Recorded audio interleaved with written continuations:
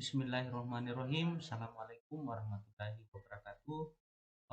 Selamat menunaikan ibadah puasa. Ya. Ini semoga kita selalu diberikan kesehatan, kekuatan dalam melaksanakan seluruh rangkaian ibadah kita. Selamat siang juga saya mengucapkan kepada sekalian semuanya. Ya, semoga kita selalu diberikan kesehatan, ya. Pandemi COVID-19 ini segera berakhir dan kemudian kita menjalankan rangkaian kegiatan kita ini dalam satu rangkaian kegiatan yang normal, ya. Akan tetapi untuk seperti yang sebelum itu sudah tidak lagi, jadi kita mesti harus mempersiapkan segala hal-hal yang akan terjadi di masa yang akan datang. Baik adik-adik sekalian, pada kesempatan ini kita masuk dalam pertemuan yang kedua, ya. Di dalam mata kuliah akuntansi UKM dan kewirausahaan ini, sekarang kita masuk dalam definisi akuntansi dan UKM. Sebelumnya saya mau menyampaikan kepada adik-adik semua bahwa semoga kalian sudah tidak ada kendala lagi dalam penggunaan atau mengakses LMS dan SIAKAD, karena secara prinsip nanti itu yang akan kelihatan di situ, khususnya di LMS ini, ya. Adik-adik sekalian itu sekiranya belum bisa mengakses, tolong dikonfirmasi ke bagian akademik, karena kami ini selaku dosen pengampu mata kuliah hanya bicara dalam konten metodologinya, bagaimana kemudian kita masuk, join, dan kemudian bisa mengakses LMS Pelita tersebut. Nah, adik-adik sekalian, pada pertemuan kedua ini, ya, seluruh apa yang telah saya sampaikan ini itu juga sudah saya masukkan di LMS, sehingga kemudian Anda bisa mengakses, melihat setiap waktu apakah itu sifatnya dalam bentuk dalam bentuk PPT-nya ataukah PowerPoint-nya, kemudian ini juga dalam bentuk videonya. Akan tetapi sebenarnya pokok pembahasannya sama, sisa metodenya sama, beda yang ada. Ya, kalau misalnya PPT itu kan hanya mendengarkan kalimat-kalimat. Ya, kalau misalnya dalam bentuk video ada penjelasan secara singkat dari saya selaku dosen pengampu mata kuliah ini. Ya, jadi sisa Anda menyesuaikan saja yang mana yang buat nyaman di adik-adik. Akan tetapi di pertemuan kedua ini kita masuk lagi dalam persoalan bagaimana sih sesungguhnya definisi akuntansi tersebut, ya. Nah, sekarang kita lihat bahwa definisi akuntansi pada slide kedua ini, ya. Nah, akuntansi keuangan dan standar akuntansi. Jadi ada akuntansi keuangan dan standar akuntansi. Jadi standar itu adalah satu rujukan yang di mana bisa diikuti, ya. Kalau misalnya dia tidak memiliki standar, maka tentu sangat riskan untuk kemudian kita bisa mengikutinya, ya, karena dia tidak memiliki sebuah batasan standar. Nah, oke, baik. Akuntansi memberikan informasi, jadi akuntansi itu memberikan informasi keuangan kepada pihak yang berkepentingan atau stakeholder. Yang mana stakeholder itu adalah semua yang memiliki kepentingan mendapatkan informasi terhadap akuntansi yang ada. Itu. Nah, kepentingan yang dimaksud di sini adalah kepentingan untuk membantu dalam membuat keputusan ekonomi. Ya, kalau misalnya akuntansi itu adalah membantu kita itu dalam membuat satu keputusan yang sifatnya ekonomi yang menyangkut perusahaan dalam sistem informasinya. Jadi misalnya kayak gini, saya memberikan penjelasan, ya. Mungkin juga diantara ada adik-adik yang sudah memahami ini, saya hanya perlu menyampaikan, ya, di mata kuliah yang lain juga sudah diajarkan. Nah, stakeholder tentunya mengambil satu keputusan yang terkait dengan langkah-langkah yang akan dilakukan oleh satu perusahaan ataukah usaha yang terkait dengan sistem informasi akuntansinya. Maksudnya di sini adalah apakah layak, ya, kemudian kita melakukan sesuatu itu berdasarkan pada standar keuangan yang dimiliki perusahaan atau usaha kita. Ya. Itu maksudnya. Ini secara gambaran umumnya. Anda juga bisa mengkombinasikan pada penjelasan-penjelasan mata kuliah yang lain. Intinya ini saya hanya memberikan sebuah penggambaran itu secara umum. Nah, pada kolom kedua ini ada dikatakan ada akuntansi mengidentifikasikan berbagai transaksi ekonomi ya dalam suatu perusahaan melalui tahap. Tahap pertama ya, tahap pertama adalah pengukuran. Jadi bagaimana kemudian kita melakukan satu bentuk pengukuran. Kemudian setelah kita ukur, kemudian kita melakukan satu pencatatan. Apa yang dimaksud dengan pengukuran itu adalah pengukuran terhadap kemampuan yang dimiliki dan kemampuan yang akan kita produksi ya, ataukah kemampuan-kemampuan yang lainnya yang terkait dengan sumber daya. Itulah yang dimaksud dengan satu pengukuran. Terus kemudian pada pencatatan itu dan pengukuran tadi kemudian kita melakukan satu pencatatan. Ya, pencatatannya ini adalah dia seperti ini, dia seperti ini. Nah, karena sudah ada pencatatan, maka dia masuk dalam klasterisasi ataukah penggolongan. Ya, di dalam penggolongan itu, ya, itu kita bisa misalnya dalam satu produk misalnya ini cocoknya kepada kaum perempuan, ini cocoknya kepada laki-laki. Nah, laki-laki itu juga pun dibagi misalnya, ataupun perempuan itu dibagi. Ini yang berhijab, ini yang tidak berhijab. Laki-laki pun misalnya ini yang kantoran, ini yang non kantoran misalnya. Ataukah ini dalam segmen kalau itu pakaian ini dalam karena ini mau menjelang Ramadan kita dulu ke sana sebagai satu analogi ya. Ini yang lebih cocok dibeli oleh misalnya komunitas laki-laki yang lebih santai. Ini komunitas laki-laki yang lebih apa namanya lebih eksklusif misalnya kayak seperti itu ya. Itu sehingga penggolongan dan kemudian kita melakukan satu pengringkasan. Jadi pengringkasan bahwa hari ini misalnya kecenderungan orang yang lebih santai itu lebih banyak. Itulah yang dimaksud dengan pengringkasan. Jadi sehingga kelompok pengukuran, pencatatan, penggolongan dan pengringkasan. Nah, karena lebih banyak yang ingin lebih santai, maka diringkaskan bahwa yang produksi yang mesti harus banyak kita produksi adalah yang komunitas yang lebih enjoy. Nah, sehingga informasi tersebut itu cukup relevan dan saling berhubungan. Jadi memiliki sebuah relatif atau sebuah korelasi dan mampu memberikan secara layak tentang keadaan keuangan dan hasil usaha. Ya, ya diintegrasikan dan disajikan dalam satu laporan keuangan. Jadi itulah tadi. Jadi endingnya ini adalah terjadinya misalnya pengukuran, pencatatan dan pengringkasan adalah sebuah informasi yang jelas ya, sehingga informasi yang jelas kemudian kita mengambil satu tindakan, dari tindakan tersebut menghasilkan yang namanya sebuah penjualan, dari penjualan itu kemudian melahirkan kembali yang namanya pencatatan. Yang mana sih yang lebih memberikan satu nilai profit ya, karena akuntansi itu tadi katakan bahwa ini adalah kegiatan ekonomi, maka tentu kita harus berbicara dalam sebuah pendekatan aspek ekonomi ya. Ekonomi yang dimaksud adalah seperti misalnya oriented profit, orientasi keuntungan yang mesti harus didapatkan di hal tersebut. Oke, saya kira jelas untuk ini. Nanti juga kita bisa kalau misalnya ada belum jelas kita bisa mempertanyakan melalui LMS atau grup WhatsApp kita. Baik, kita masuk pada slide yang ketiga. Ya. Nah, di slide yang ketiga ini ya, itu ada namanya suatu sirkulasi.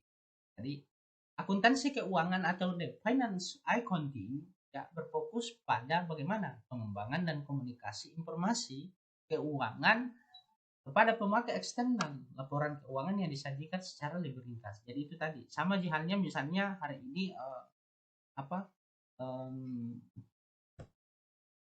PowerPoint ini itu lebih kita ringkaskan.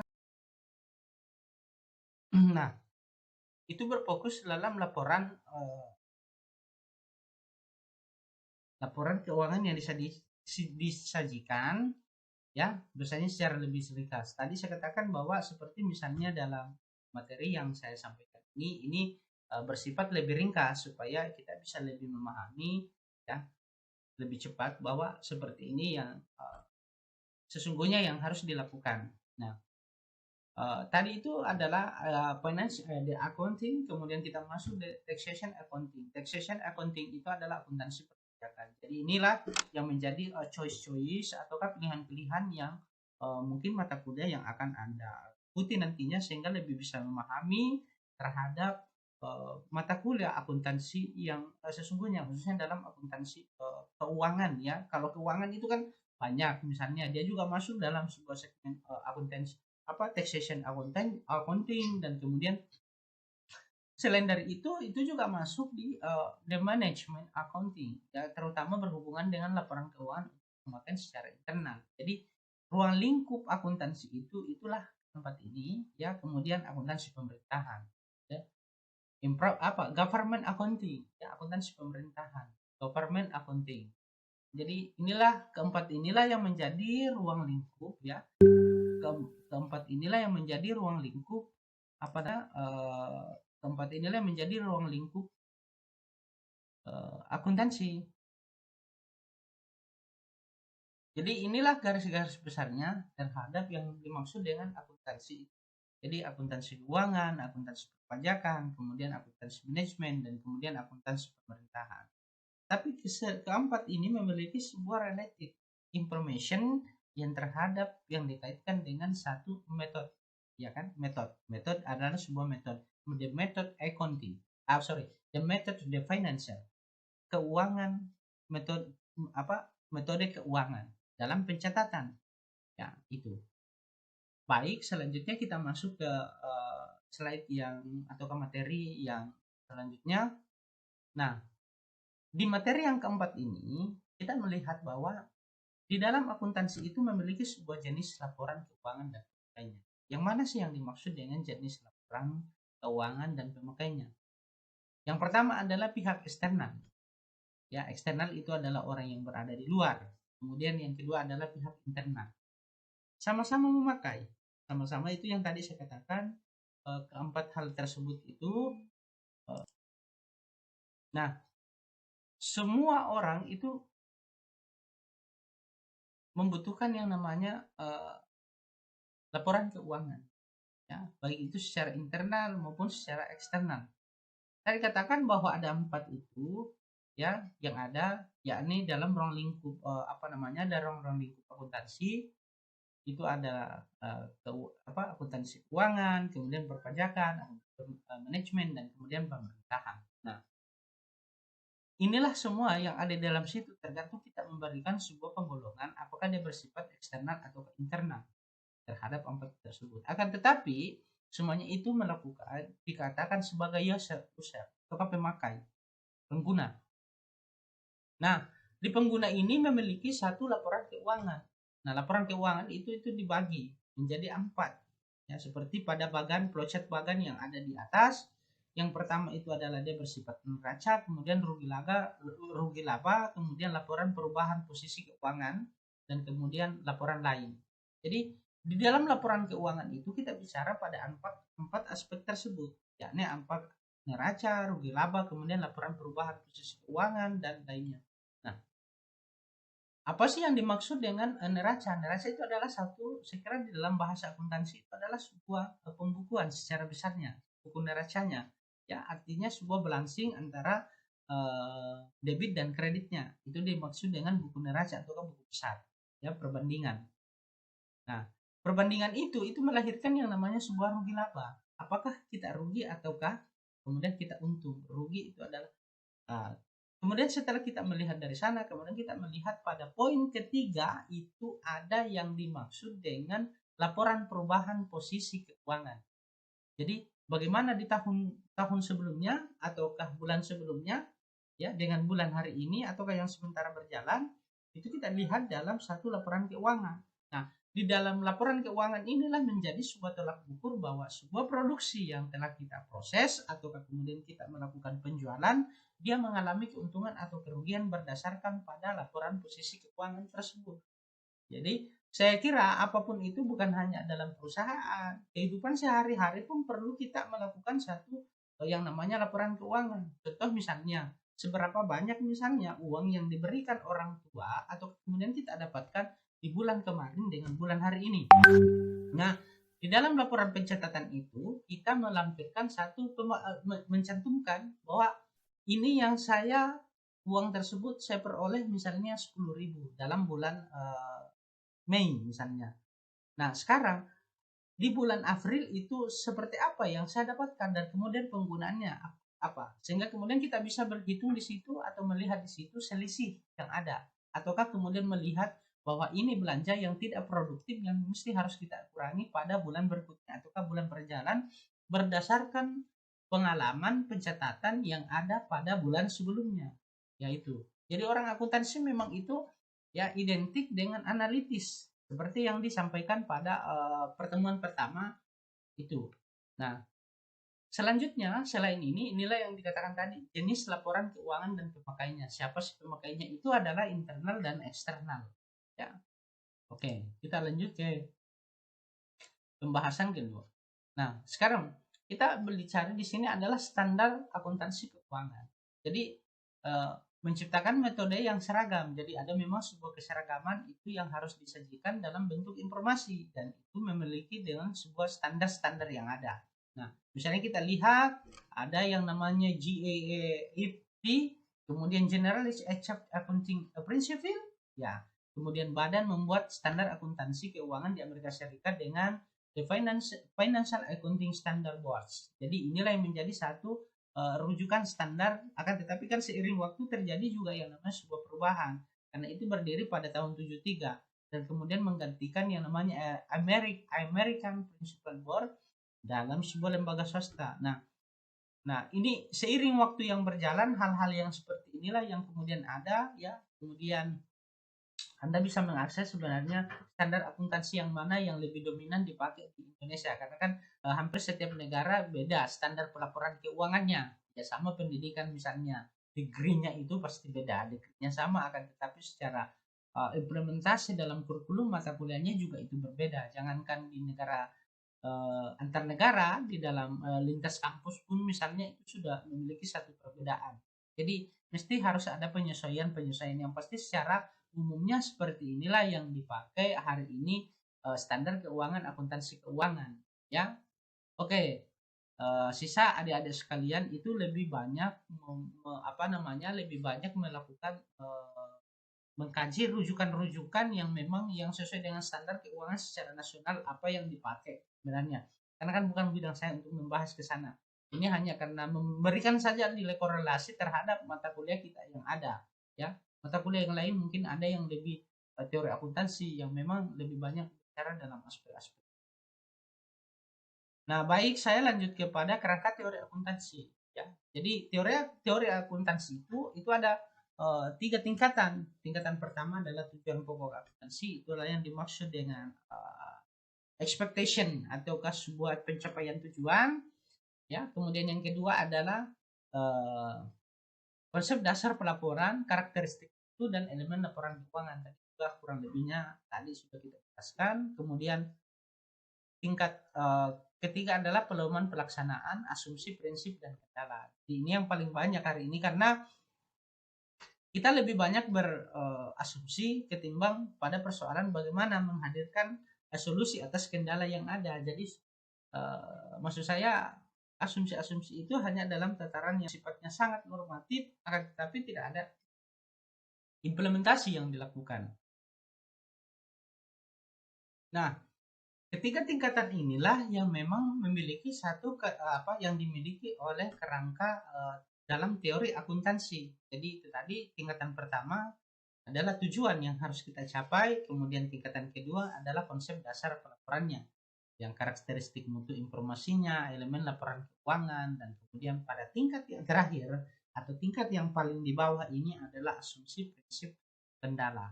Ya, ini dulu tingkat prinsip kendala. Itu juga kerangka teori ini itu bisa kita balik, ya, kita bisa balik sehingga kemudian lebih tersistematis. Ya, terserah bagaimana kita itu kepada pentingnya bahwa saya punya tujuan ya hari ini.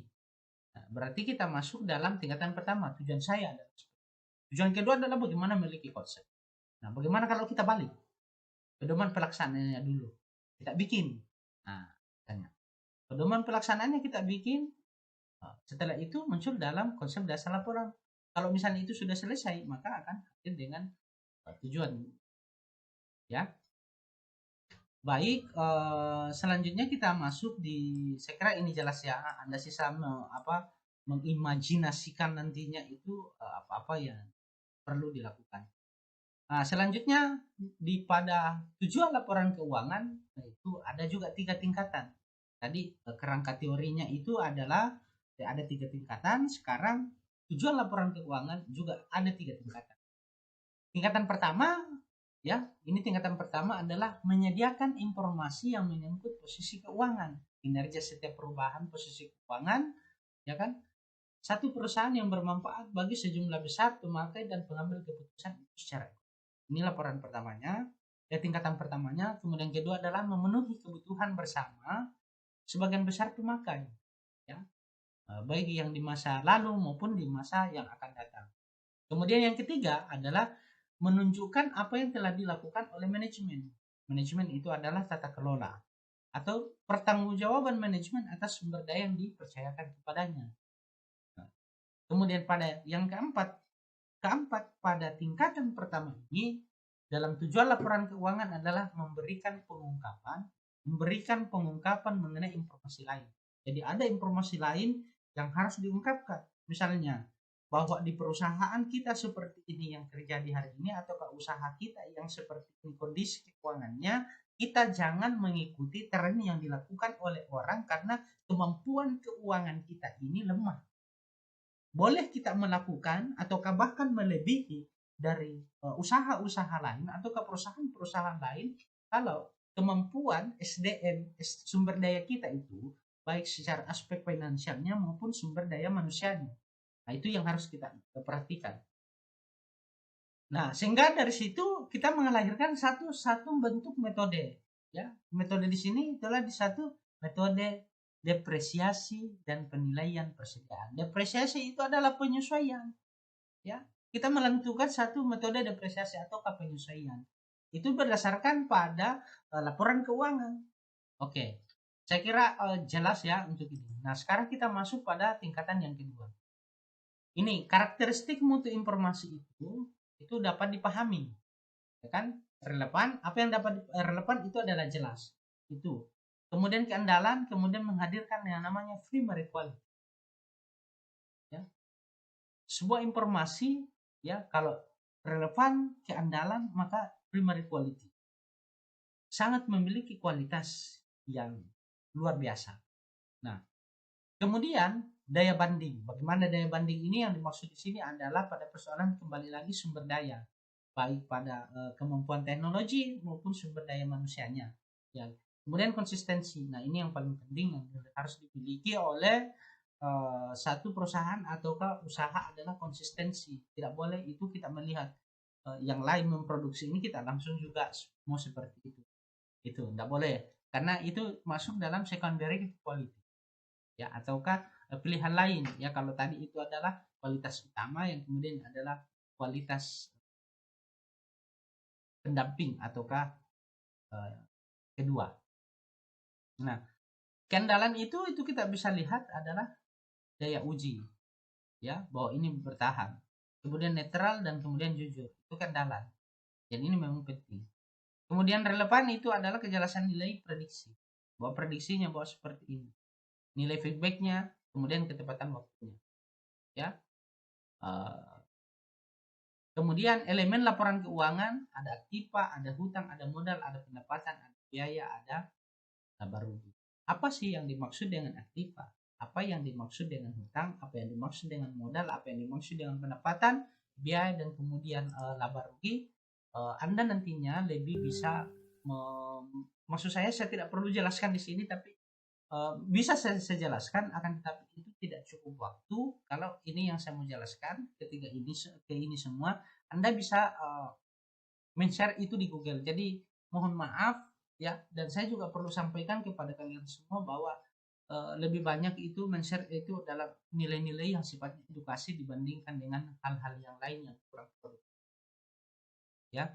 Nah, kemudian ini di bagian terakhir, ya, pada tingkatan ketiga tadi, ini yang terkait dengan laporan keuangan adalah pertama asumsi atau konsep dasar akuntansi.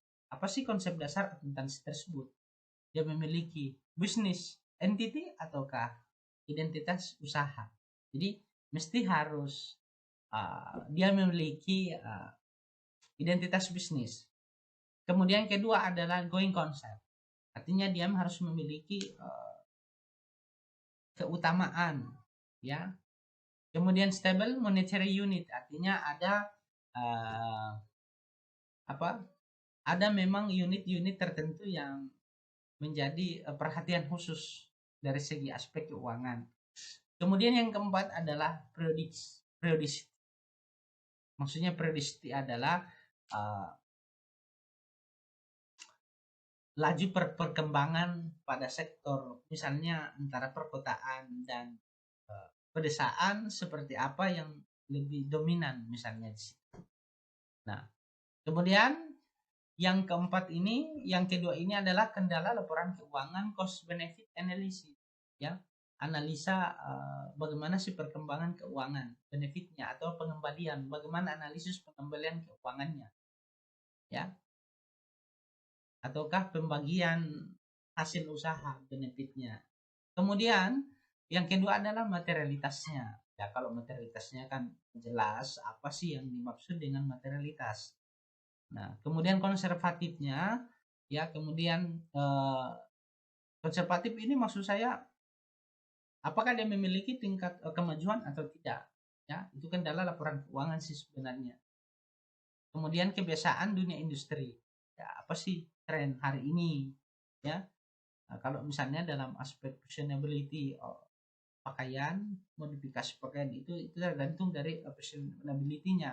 Nah, inilah yang dimaksud dengan kebiasaan industri, dunia industri. Kebiasaan hari ini lebih banyak kecenderungan orang di rumah, ya.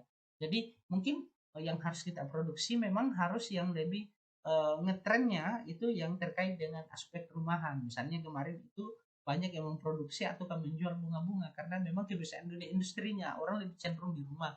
Jadi para ekonom ataukah para penggiat usaha ini menyampaikan bahwa yang lebih cocok untuk yang kita kembangkan adalah menghadirkan pengakaran bunga, ya, seperti itu, ataukah Gojek yang ini ada.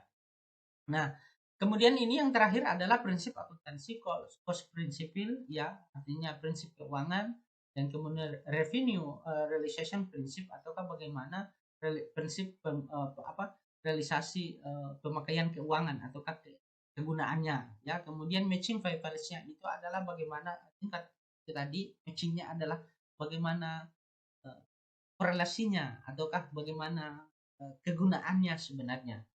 Kemudian yang ketiga adalah full disclose principle, ya, bagaimana prinsip secara full totalitas itu melihat perkembangan yang ada, ya, sehingga kemudian itu memiliki satu tingkat kemajuan yang relevan. Nah, adik-adik sekalian, saya kira cukup dulu pertemuan kita pada pertemuan yang kedua ini. Untuk selanjutnya nanti kita lebih kembangkan dalam metode diskusi kita melalui via grup dan WhatsApp kita. Akhir kata dari saya, ya, billahi taufiq wal hidayah. Wassalamualaikum warahmatullahi